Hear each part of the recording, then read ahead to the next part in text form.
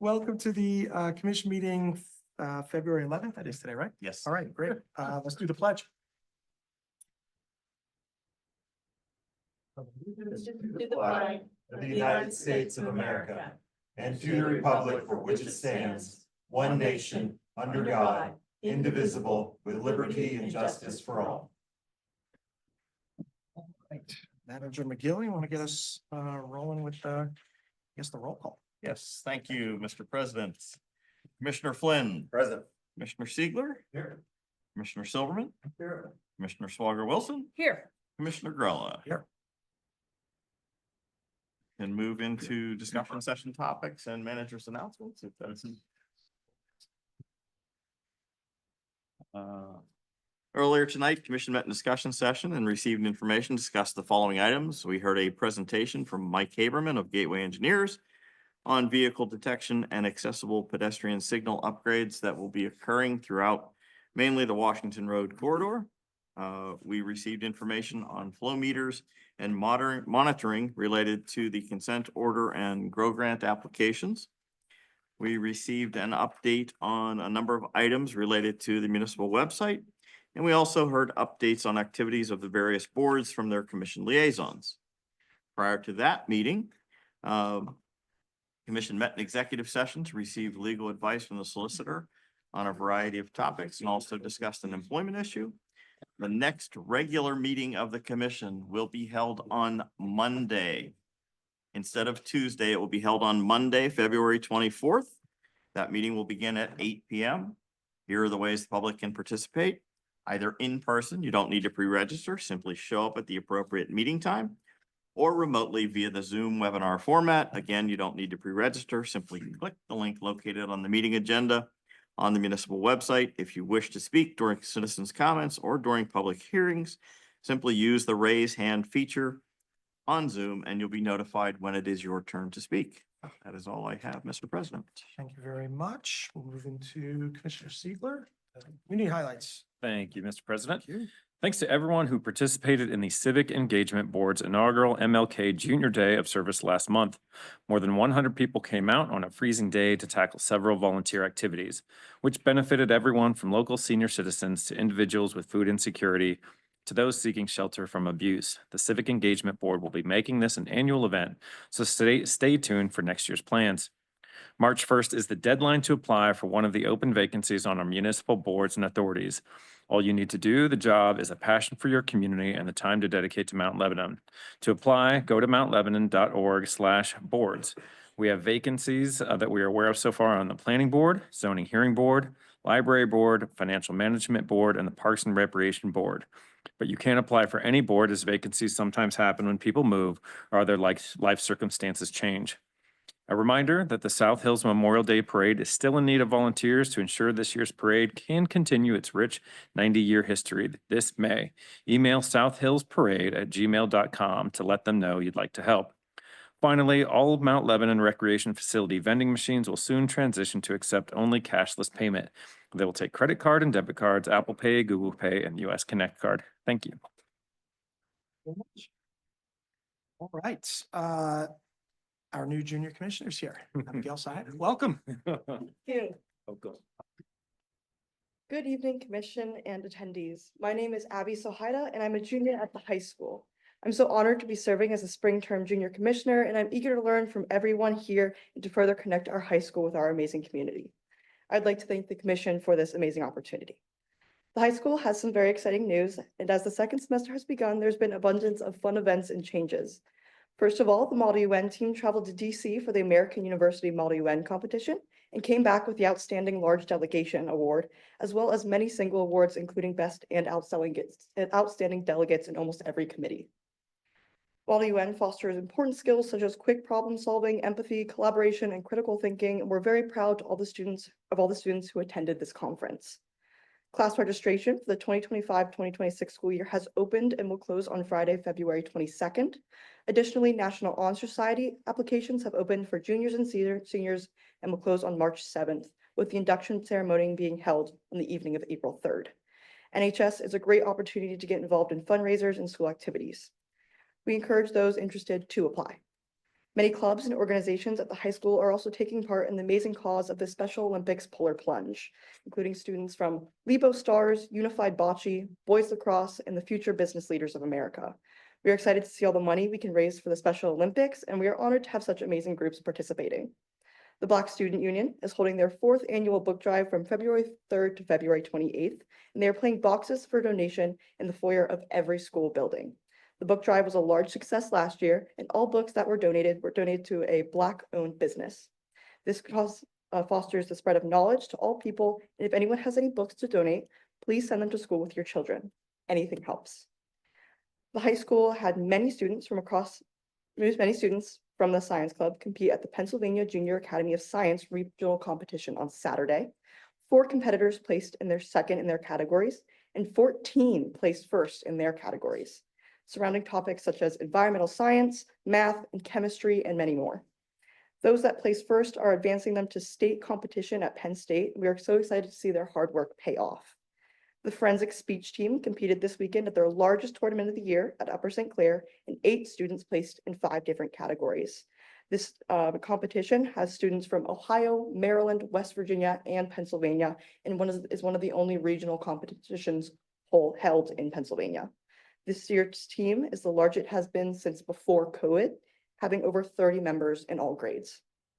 We have multiple fundraisers going on throughout the school, including a bundt cake fundraiser for FBLA, Candy Grams Valentine's fundraiser by the class of 2026, and a Daffodil Days fundraiser being put on by the class of 2027 to support the American Cancer Society. All these fundraisers will be helping our students and moving outside of the school to make sure that we are helping those who need it the most. There is a blood drive on Friday for students above 16 to provide another opportunity for students to make a difference outside of the school. Every donation can save 3 lives. A consent form from the activities office is mandatory, and students can earn 2 hours of community service. Friday is the last day to register for AP exams as well, and canceled exams will have a partial refund until March 12th. Sign up for boys and girls track and field will be held after school in the athletic building lobby on Thursday. If a student is unable to attend, or they should go see Coach Shutt or Coach Haberberger. On February 19th, the high school is holding its public school safety partnership forum with a focus on safety, health, and well-being. The event will include expert-led sessions on cyberbullying for parents, understanding addiction, general safety tips to keep your home safe, response to threats in our school community, and fire safety and lithium-ion batteries. Medical Rescue Team South Authority, the police and fire departments, and St. Clair hospitals are partners of this event. 2 sessions will be held, one from 6:30 to 7:20 p.m. and another from 7:40 to 8:30 p.m. Description of these events and registration can be found on the school website. This forum will allow the high school community to further connections with the community and foster understanding and learning at all ages. The rifle team just finished their regular season with a 14-0 record and are advancing to WPIAL championships. They worked extremely hard, and today they left school for the competition, and we are wishing them the best of luck. The boys and girls basketball teams both won their games against Peters Township last night. The boys have been awarded the 6th seed in playoffs, and the first playoff game will be on February 17th at 7 p.m. at home. We encourage everyone to go watch and support our amazing teams. Finally, nominations for the 2025 Great Alumni Awards are now open and will be open until February 15th or April 15th. More information, including where to nominate and the criteria, can be found on the school website as well. This is an amazing opportunity to give recognition to some of the many outstanding alumni we have from Mount Lebanon. We love being able to connect with our alumni and encourage nominations. Thank you so much, and I hope you all have a good night. The great first update. Clearly, nothing is going on at the high school. Yeah. And we're not Lebanon grad? Yep. You're not? No. Oh, you are. Anybody here? Not Lebanon grads? High school grads? I was gonna do some nominations, but I guess no one here. I am, but I don't think I'm gonna. You wanna go for that? Well, I've Did you seen, get it? I've seen some of the past winners and I've got to work on my resume a little bit, I think, if I want. Thank you very much. Okay, citizens' comments. Do we have anyone online? Let's switch it up and go to online first. Nobody online. Nobody online. All right. Here in the room, we have Colonel Loon. First up. Come on down. Citizens' comments. Yes.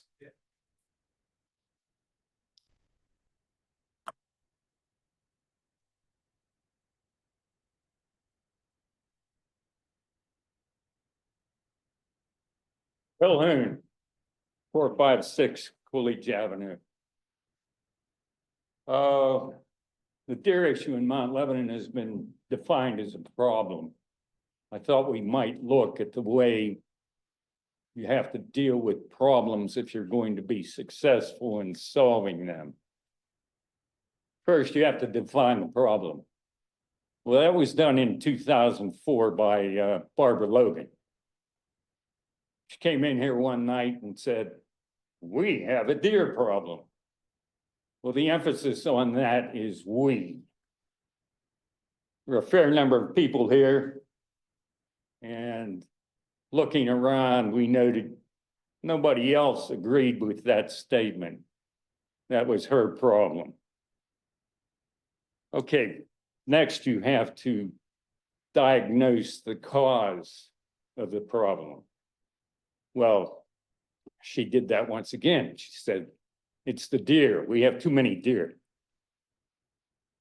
Well, that's a nebulous statement because what's too many? Does anybody know how many deer there are in Mount Lebanon? Nobody did.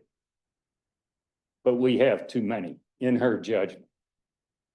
There was nothing else to support that, too many. Okay. We were all concerned about these statements because no one else was familiar with the issue as she was stating. And it took some time to find out what the issue was. You know, no transparency whatsoever. But finally, one of her neighbors talked to one of the people in the environmental group in Mount Lebanon and said that one night, Logan went out on her balcony and saw 2 deer down in her garden. Well, she screamed and screamed and screamed. The deer had no idea what was going on, so they froze. Okay. She took that as defiance. Deer do not know how to defy. That's not part of their behavior pattern. But you have to understand, this was Barbara Logan. And you don't defy Barbara Logan. You know, she's in charge.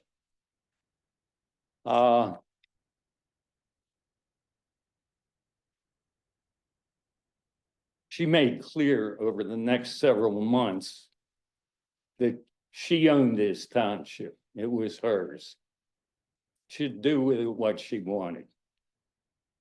So she had already decided, since these deer had defied her, she was going to have them killed. So she had a query sent forward as to who was the most lethal group to kill deer. And USDA Wildlife Services came up. Those guys will kill anything for the right amount of money. They were contacted, brought in to discuss and sign contracts. And then they went out baiting areas around the township with field corn and McIntosh apples to bring in the deer. Well, they brought in a lot of deer. They brought in deer from Castle Shannon, Upper St. Clair, Bethel Park, everywhere. And when they felt they had enough deer, they started killing, ambushing these deer. And unfortunately, these guys didn't care who was in the area. We have a woman who ran right into one of their killing actions. And when the shooting started, she turned around and took off, being totally unfamiliar with ground combat. She had no idea where the shots were coming from. She was gone. She has not been back in a Mount Lebanon park ever since. And that was years ago. Most of the people in my group, Friends of the Earth, have not been into Mount Lebanon parks at all ever since you guys started all this killing. They do go to other parks. We have several bird watchers in the group. Birds don't stick around when they're in shooting areas. They just don't do it. Well, we'll continue with the process of dealing with a problem next time. Thank you very much. Thank you, Dr. Hoon. Dave Egler. Thank you. Thank, I can't hear.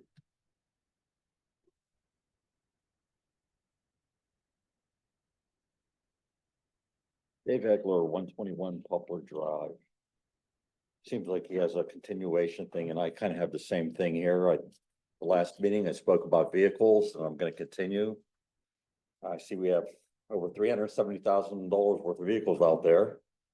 What I'm going to ask, I know that the police department with Chief Haberman and Deputy Chief Chufy, if they've done their due diligence and they've checked around other COGs, other places and got the prices. My request is similar to when you do bids, could you put something in the agenda items saying where else you checked on prices and what they were? It'd be nice to see the comparison, not only that, to see that they've done the due diligence in checking on prices. I'm very glad that we did not go with the EV option. I see no reason to spend about 50% higher for vehicles. I don't see a need for that in this town. I think we should be, instead of trying to save the planet, try to save the taxpayers of Mount Lebanon a little bit of money. As far as the planet goes, and until you get some countries in Asia to stop polluting the way it is, what we do here is going to be insignificant. I've got some time. We can talk a little bit about science. We worry about the polar caps melting and we're all going to be underwater. I don't know if you've ever seen the science experiment where you get a container and you put, say, ice cubes in it, fill it with water to the very top, to the lip, and watch what happens. The ice is actually above the surface on the top, and watch what happens when the ice melts. I mean, what would you think with the ice extending above? You would think water would flow out. It doesn't. When the ice melts, the water level remains the same. So that is a scientific study. Now with the polar caps, you don't want to maybe check the melt them all and see if that's true or not. But personally, I wouldn't worry too much about the sea level rising. I mean, why would so many politicians and billionaires buy oceanfront property if that was going to happen? And why would the banks give that much money out if they were so worried about it? Personally, I don't think the water level's rising. I think the continental US is actually sinking. When you add 15 million people and have the obesity problem we have in this country, I think we have a bigger problem with the sinking rather than water level rising. So my whole point is with the EV vehicles, once again, until it's competitive prices, I would not consider them for Mount Lebanon. Like I said, the taxpayers are getting hit bad now. Thank you. thank you, Dave. One of the other considerations, and we did ask the chief to look at a lot of research for these numbers over a period of time. But I would just say that many of the taxpayers you mentioned are also the ones asking us to look into EV options. So it's not a question of, hey, do we save or not save people money? It's also a question of what some of those taxpayers are asking us for as well. They can contribute to it. That'd be great. Any other comments online or in person? Hearing none. All right. Commissioner Flynn, please. Item Thank you, number- Mr. President. I move to approve the minutes from the adjourned meeting held January 28th, 2025. Second. All in favor? Any opposed? Hearing none, motion carries. Thank you very much. Commissioner Smuggler Wilson, please, number 5. Thank you, Mr. President. This is a consideration to purchase 2 police patrol vehicles. The police department has requested to purchase 2 2025 Ford Police Interceptors for use by the Department Patrol Division. These new vehicles will replace the current patrol units, which will be sold. Previously approved operating budget funds will be used for the purchase of these vehicles. Waltz and Wynn Ford, Inc. has quoted the purchase price of the vehicles under CoStar's contract 025 E13220, and the total purchase price includes the government price concession discount. The purchase price of each vehicle as quoted by Woltz and Wind Ford, Inc. is $48,710 for a total of $97,420. The upfit cost for each vehicle as quoted from IBIS Emergency Vehicles is $16,558 for a total of $33,116. The total cost for two vehicles, including upfit cost, is $130,536. The total budgeted amount for two vehicles, including upfit cost, is $149,580. The comparable EV option. Model PD has quoted the purchase price of two 2025 Tesla Model Ys with upfit costs at $201,336. These models require either municipal charging infrastructure or municipal installed 400V plug to accommodate factory movable charger at the cost of $30,000. Each movable charger accommodates two vehicles. The total cost for two Tesla Model Y vehicles, including upfit cost and one charger, is $231,336. I move to purchase two 2025 Ford Police Interceptors through the CoStarz purchasing program from Woltz and Wind Ford, Inc. at a total price of $97,420. Second. We have a motion. Any questions or comments? I just want to say one thing. I appreciate, I want to thank you, Chief, and Andrew and Keith for putting all the research into the fleet vehicles. We asked you to look at a lot of different things, and what you don't see in some of this stuff that's going to come up here in the next couple items is our staff and police chief looked into individual options for pieces of the equipment in the car to try to compare and contrast to make sure that we're getting the right option. So I think everyone went, in this particular case, above and beyond in terms of comparison shopping and looking at different options. And I feel pretty comfortable that we have the right options in front of us. So thank you for doing that. If I may, I just want to add that Duquesne Light has been a great partner, working with Connect. Really on this type of initiative, they are really trying to, help communities. They have been, really trying to, help municipalities understand what this transition looks like. Obviously, it's a complicated one, and it's one that I echo your sentiments that staff have done a fantastic job of looking at this. But we really do appreciate, the work of Duquesne Light on this front, as well as the Connect staff who have been really doing yeoman's work to help, usher this process along and help us out. Yeah, and I should mention Greg in there too, because he's Yes. brought a lot of this up. Yeah, appreciate that. Great. All right, all in favor? Aye. Any opposed? Motion carries. Thank you very much, Commissioner. Commissioner Silverman, number 6, please. Thank you, Mr. President. Consideration to purchase one police traffic unit vehicle. The police department has requested to purchase one 2025 Ford Police Interceptor for use by the Department Traffic Unit. This new vehicle will replace the current traffic unit vehicle, which will be designated to the police fleet as a pool car. Previously approved operating budget funds will be used to purchase this vehicle. Woltz and Wind Ford has quoted the purchase price of the vehicle under the CoStarz contract 025E13220, and the total purchase price includes the government price concession discount. The total purchase price of the vehicle, as quoted by Woltz and Wind Ford Incorporated, is $48,710. The uplift cost for this vehicle is quoted from IBIS Emergency Vehicles is $20,019 for a total cost of $68,729. The budget amount for this vehicle, including the uplift cost, is $74,790. So under budget. Comparable EV option, Model PD has quoted the purchase price for a 2025 Tesla Model Y with uplift cost at $100,668. This model requires either municipal charging infrastructure or municipal installed 400-volt plug to accommodate factory movable charger at the cost of $30,000. Each movable charger accommodates two vehicles.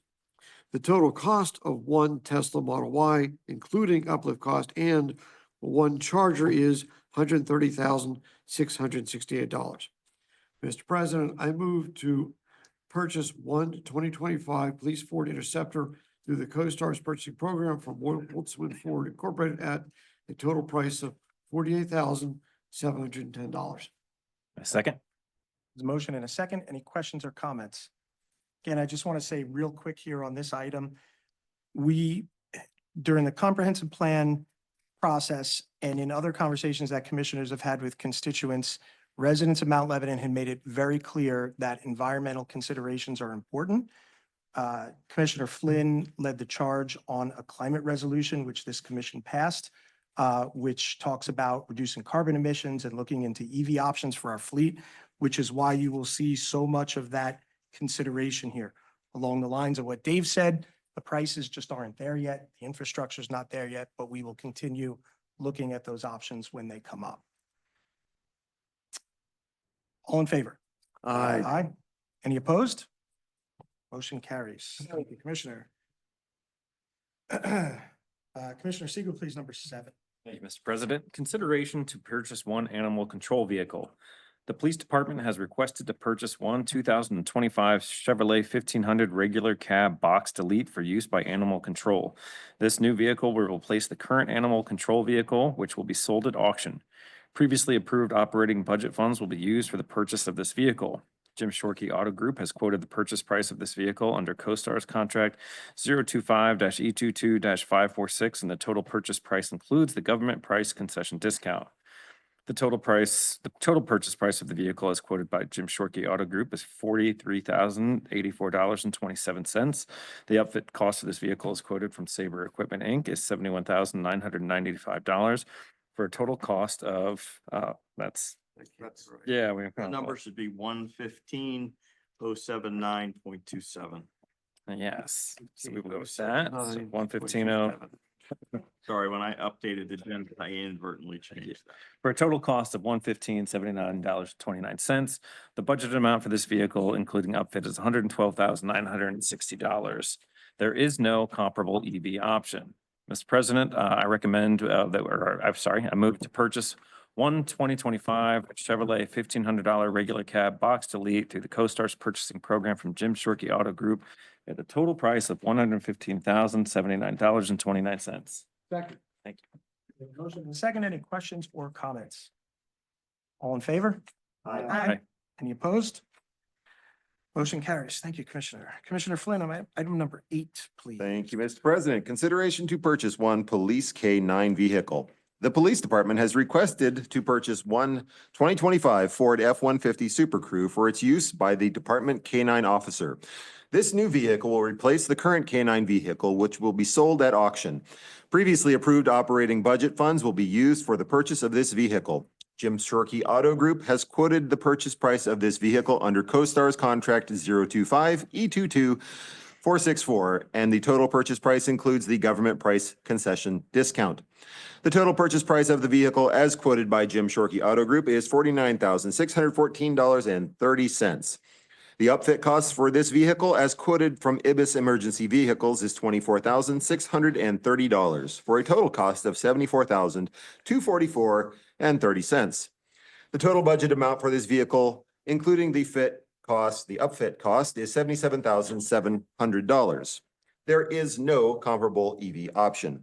Mr. President, I move to purchase one 2025 Ford F-150 Super Crew through the CoStarz purchasing program from Jim Shorkey Auto Group at a total price of $49,614.30. Is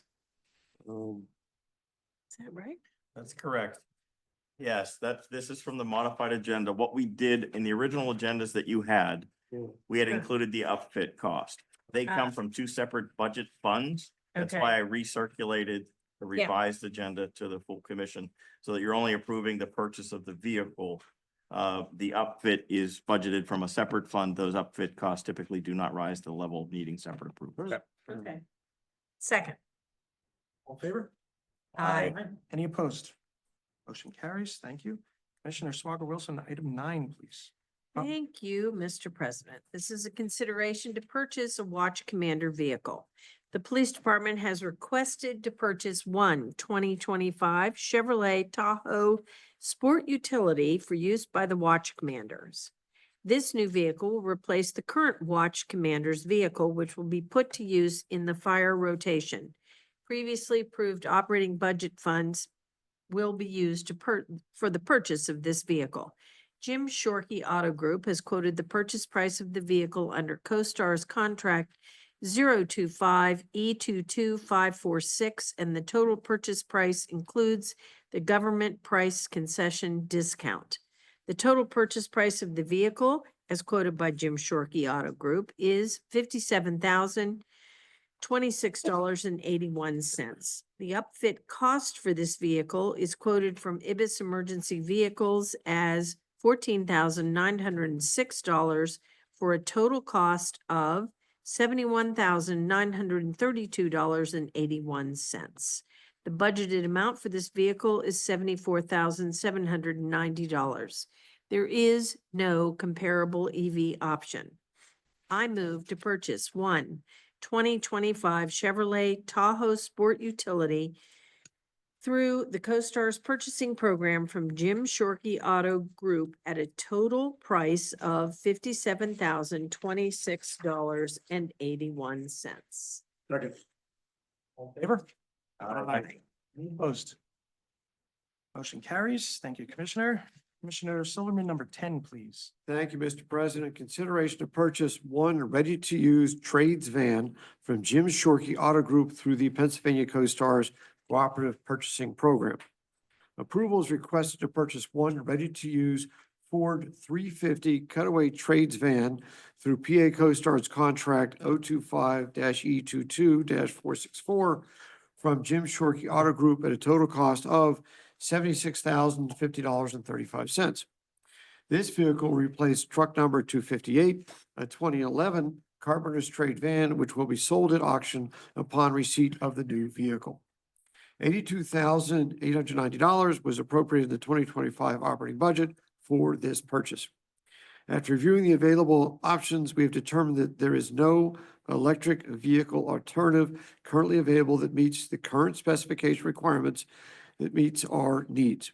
Mr. President, I move to authorize the purchase of a ready-to-use Ford Carpenter Trades van from Jim Shorkey Auto Group through the Pennsylvania CoStar's purchasing program at a total cost of $76,050.35. A second. Favor? Aye. Opposed? Motion carries. Thank you, Commissioner Silverman. Commissioner Siegler, item number 11, please. Thank you, Mr. President. Consideration of commencement of pension benefits. The employees detailed below have requested benefit commencement commensurate with the terms of their respective pension plans. And you can see those up on the board to the commission's right and to the audience's left. Mr. President, I move to approve benefit commencement for Lauren Hughes. Second, Any questions or comments? we certainly wish Mr. Hughes all the best. Yes, yes. Interesting how he happened to retire just shortly after some other chief who's in the room. We had a tree on our block that keeps arcing to the utility wires. Oh, And gosh. Lauren has responded several times. One was really bad this summer while it was raining. There was like a fireball, the line snapped, the live line came down and was like, blown around the neighborhood, and he responded. He's great. Certainly wish him well in retirement. Yeah. All in favor? Aye. Any opposed? Motion carries. Thank you, Commissioner. We are adjourned.